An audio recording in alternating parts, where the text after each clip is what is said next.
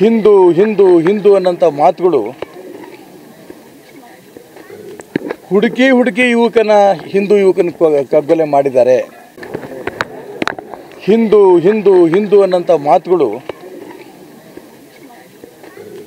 ಹುಡುಕಿ ಹಿಂದೂ ಯುವಕನ ಕಗ್ಗೊಲೆ ಮಾಡಿದ್ದಾರೆ, ಕುತ್ತಿಗೆಗೆ ಹೊಡೆದಿದ್ದಾರೆ, ಸಾಯಿಸಿದ್ದಾರೆ. ಇದಕ್ಕೆ ಸರಿಯಾದ ಶಿಕ್ಷೆ ಆಗಬೇಕು. ಆ ಕೊಲೆ ಮಾಡಿದಂಥ ವ್ಯಕ್ತಿ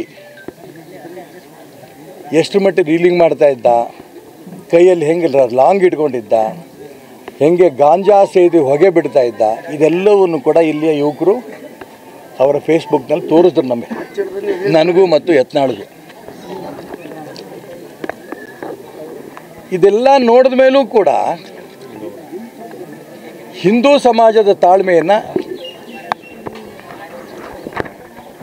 ರಾಜ್ಯ ಸರ್ಕಾರ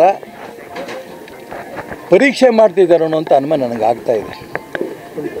ಒಂದು ಕಡೆ ಅವ್ರ ತಂದೆ ಇದ್ದಾರೆ, ಇನ್ನೊಂದು ಕಡೆ ಅವ್ರ ಅಕ್ಕ, ಇನ್ನವರೆಲ್ಲ ಹೆಣ್ಮಕ್ಳಲ್ಲಿ ಬಂದಿದ್ದಾರೆ.